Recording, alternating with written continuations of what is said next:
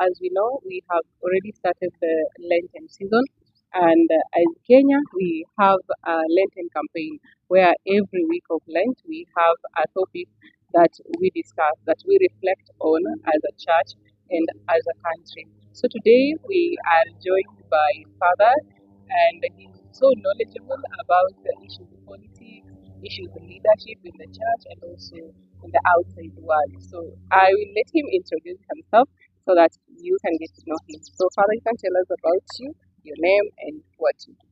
Thank you, Lona. My name is Father Odomaro Mubangizi.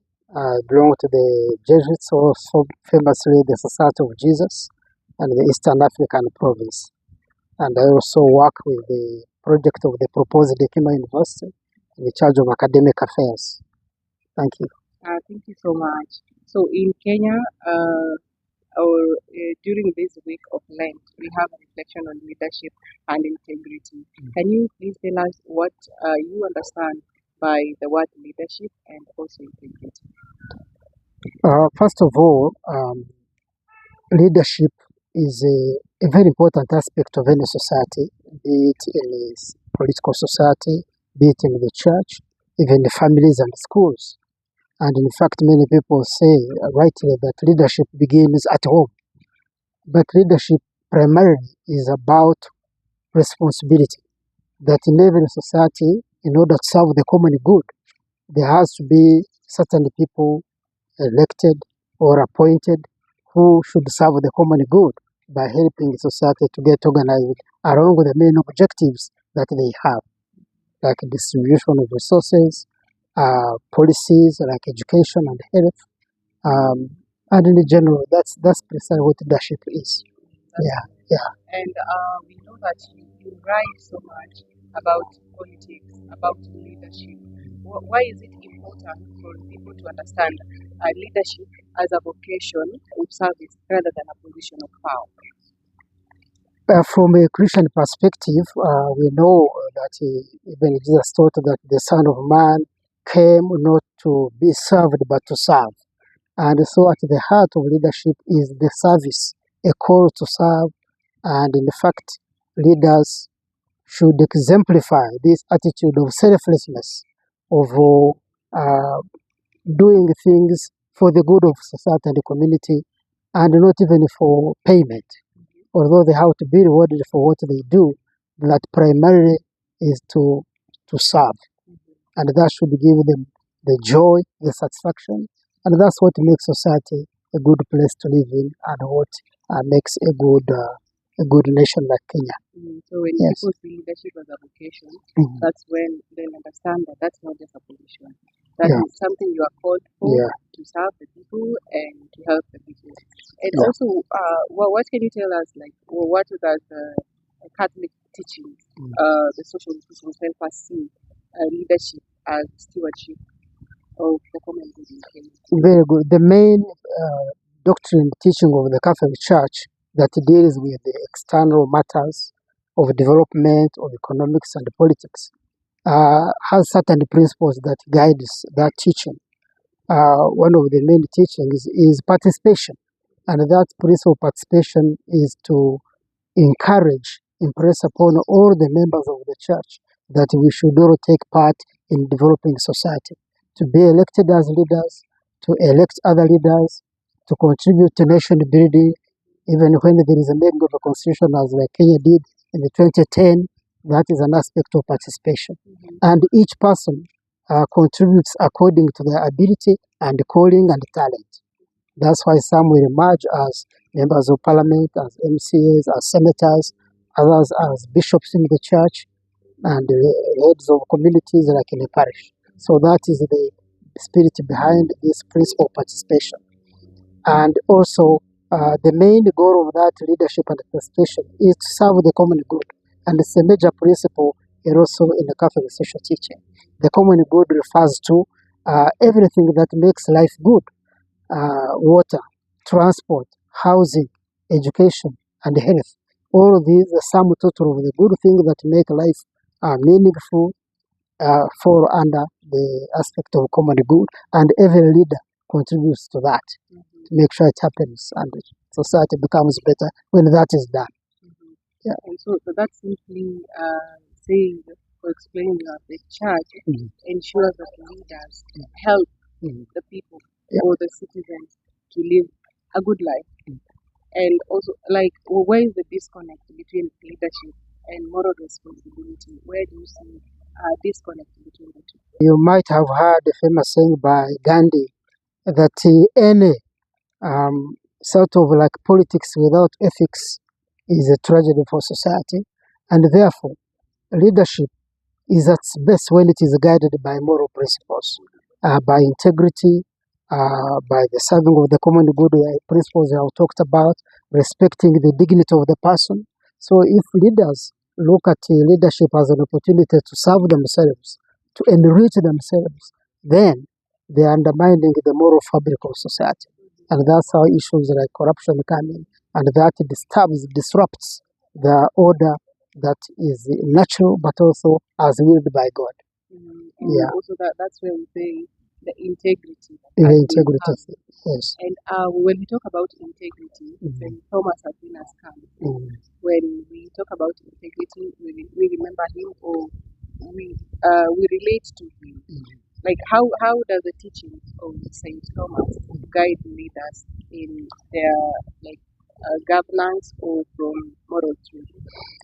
Saint Thomas Aquinas, who is a famous theologian and philosopher in the Catholic Church, and even for everybody else, those who study law, he lays the foundation that a good society, a well-ordered society, is that where the members are serving the collective good, and where they are guided by principles of ethics. And he was influenced by Aristotle, the great famous philosopher, a Greek philosopher, and even the idea of politics comes from Aristotle, and Thomas Aquinas picked it up and mixed it with the Christian teaching. And therefore, the foundation is either in natural law, that all nature itself is orderly, and also human beings are also to act according to the end for which we are created. And that is an ordered and orderly good society. If things work well harmoniously, that is a good society, and that's morality. If we divert from that, then we are creating disorder and chaos in the natural system. Thank you. And also we have like the scripture, Micah 6 verse 8, which calls us to act justly, love mercy, and walk humbly with God. How can this scripture guide ethical decision making in leadership? The prophets of the Old Testament are amazing, and Micah being among them. That is an invitation to, you have heard the points he picks, humility, to do justice. And this is what pleases God. And this is even at the heart of the Lenten season. So the idea of good society is not just being invented now. It has been known from the time of the prophets, and that's why the Catholic Church derives principles of Catholic social teaching, and therefore for the church to call people to live just and to live humbly is part of the prophetic mission of the church. And the church is supposed to live it, but also to preach it. Even if the members of the church may not be perfect, but that calling, that invitation is from God, and it is a mandate they should fulfill. What happens when leaders ignore integrity? That call. Precisely. It is almost like even what we hear in the Deuteronomy, that you are to choose. If we choose the life of order and goodness, then there will be peace in the land and prosperity. If we choose to neglect the principles and norms of integrity, what does society reap? Corruption, sometimes even violence, and injustice and inequality. A society where there is a big gap between the rich and the poor is a very insecure society. And that's why sometimes you end up having places where people cannot coexist peacefully. The rich are protected by all kinds of security, but the root cause could be injustice, which makes some people poor, and then they resort to violent means. And that is what causes disorder in society.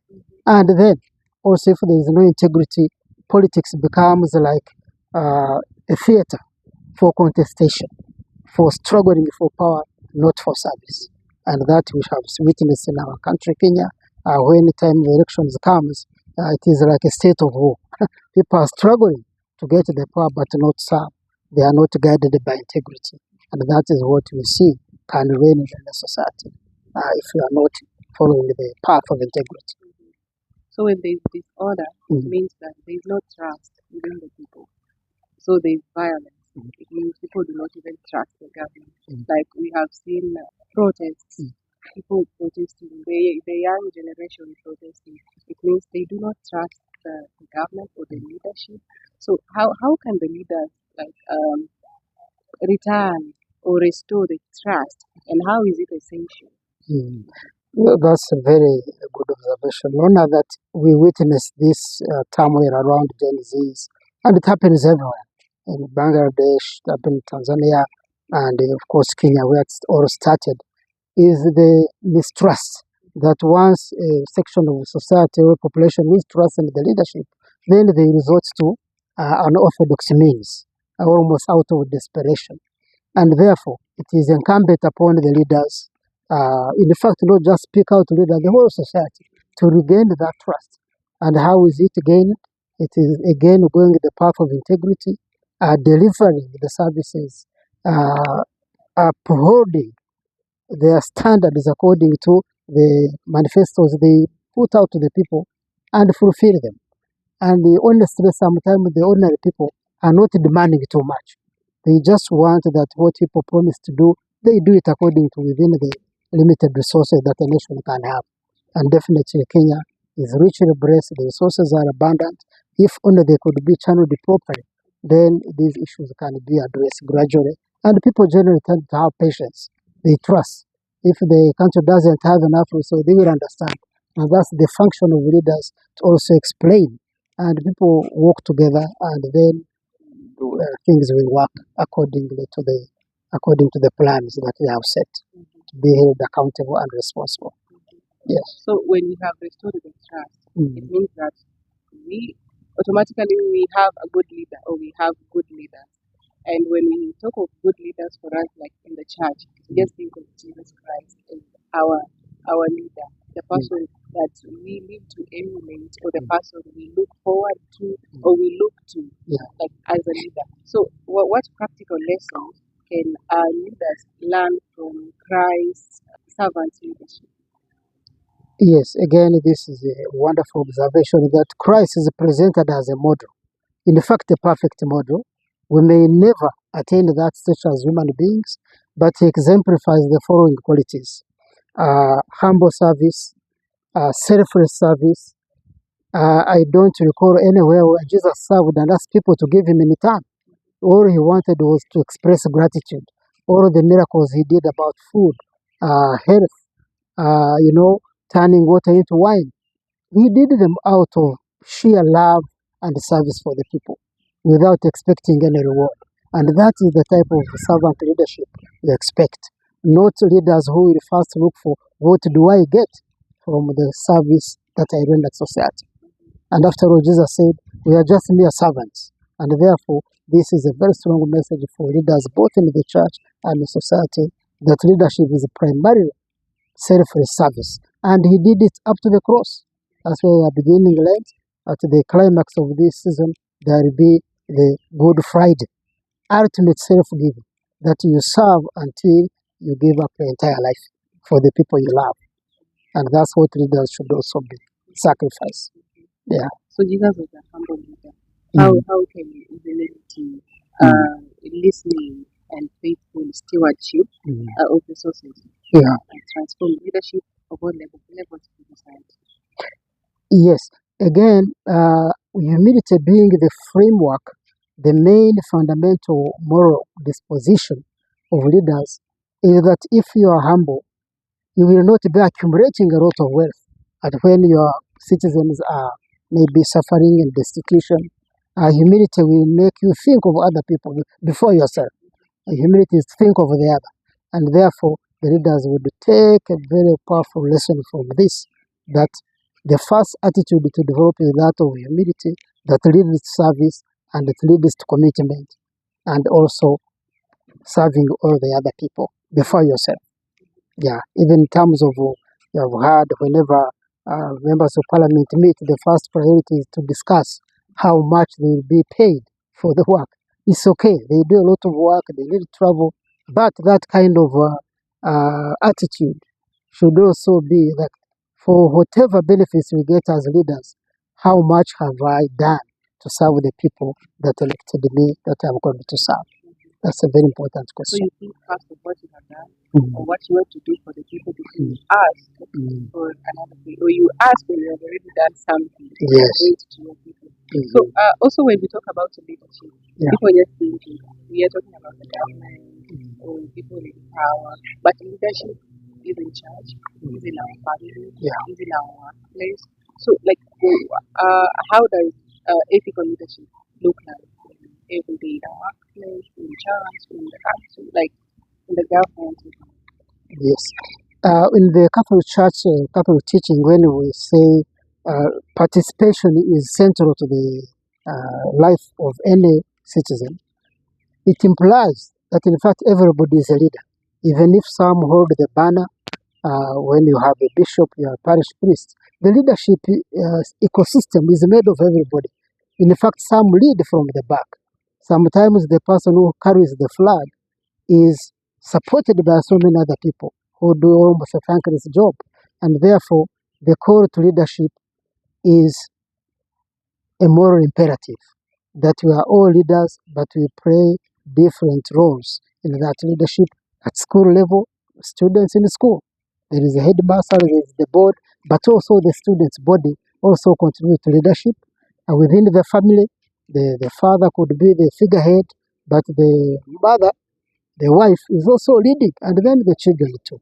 So we can even add that leadership also begins at home. If you have dictatorial parents, dictatorial setup in a home, that's where dictators are groomed and raised. And that's how society can actually begin to decline. But the foundation is the family, then the school, and even the church. These are spaces where people begin to practice leadership, and that's the foundation. Yeah. And so when you talk about leadership, because we have the common terms that come in our mind, like corruption, and we are talking about leadership in families, at work, in offices. Do we have corruption in families or at homes or in the church? Do we see corruption? Yes, that's a very important question, Rona. Corruption also begins at home, just like charity. If a child sees the parent bribing maybe the examiners for that kid to pass an exam, that's the beginning of corruption. If maybe one of the parents wants to win the friendship and love of the children and decides to use basic things like food, some extra pocket money, that is corruption too. I have had cases where you hear a parent, maybe a mother talking to the kid saying, "So my children, if it wasn't your father, you wouldn't have made it in life." So sometimes these seeds of corruption are rooted at home. Go to the school. If the teachers can collude with the corruption malpractices of exams, where does cheating begin? Sometimes it is supported within the school. And I'm sure there are schools where, because of wanting to get very high grades, they might plan on how to coach the kids in passing at all costs, and that too is corruption. So these issues of good leadership are across the society, and that's why it's always good in Lent not to just point fingers, that we can all be lured and tempted into the cancer of corruption, and therefore it is a collective responsibility. Yeah. And also, how can now the citizens or other Christians resist corruption and choose integrity? Even, of course, as we quoted that the prophets keep calling society to order, it is conversion also. That no matter how much campaigns we can carry out against corruption, no matter how many conferences and meetings you hold, if at an individual personal level there is no conversion, corruption will not go away. And therefore, it is a collective responsibility again, but primarily a personal choice. That I, as an individual, can I take bribes? Can I give a bribe if I want to serve in society? And therefore, this is the invitation that conversion should happen. Of course, it's the grace of God, but like every grace, we collaborate with it.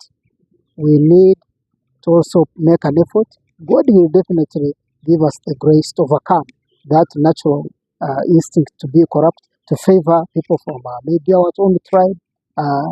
This is what we really need by conversion, especially during this Lenten season. But also, it is conversion at a structural level. When individuals convert alone, we also need to transform structures on society as well, because there could be laws and the policies that might facilitate the corrupt practices. Thank you. And you have mentioned conversion during this time of Lent. Yeah. How can this Lenten season help us, help leaders to convert or to choose integrity? First of all, the Lenten season, surprisingly, is a season that is open to everybody. Like on Ash Wednesday, even some non-Christians, they go and receive ashes. First of all, even the Muslims, they have started their fasting season. So it is indeed a moment of collective conversion, reflection, and introspection for each person to ask during this Lenten season. Instead of saying, I want to not fast from meat, from drinking, can I also fast from corruption? Can all the Christians and the Muslims in this country say, in this season of Lent, I want to make sure that I don't encourage anybody to be corrupt. I will stop being corrupt. And if we observe that, make it as a Lenten observance, in addition to the other things of meat, drinking, we'll make steps. Yes. Okay.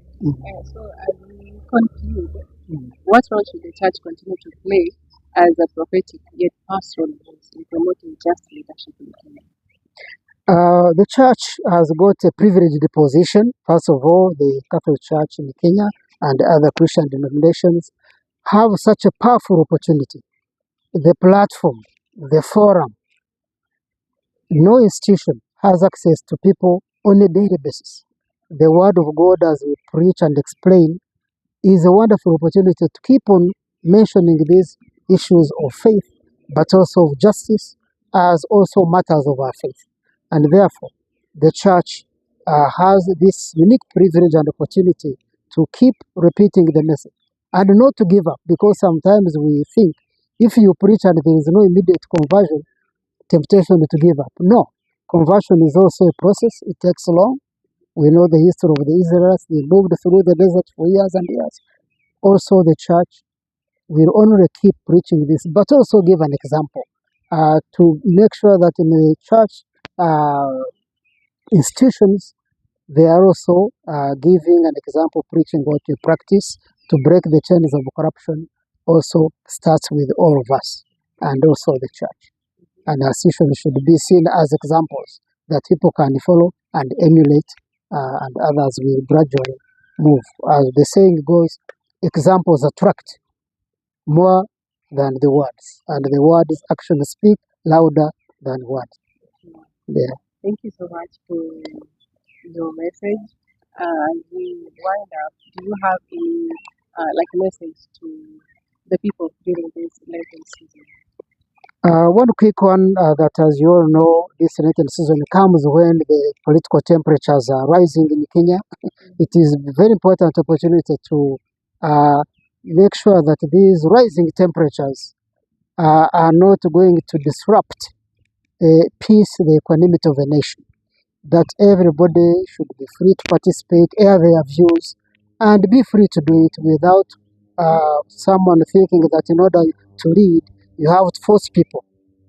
Everybody can present their opinions, and we listen, and the citizens can select and choose. And this is how I think we build a society of integrity, of responsibility, of service of the common good. And politics should not be like a do or die. If we are guided by the values of Christian norms of respect for one another, dignity of the human person, we will also see as politics as a part of life and contribute to it in a very vibrant, dynamic way that includes others and respects the opinions and ideas of other people. And Kenya will definitely give a shining example for the rest of the countries in the region and the rest of Africa. Sure. Yes. Thank you so much.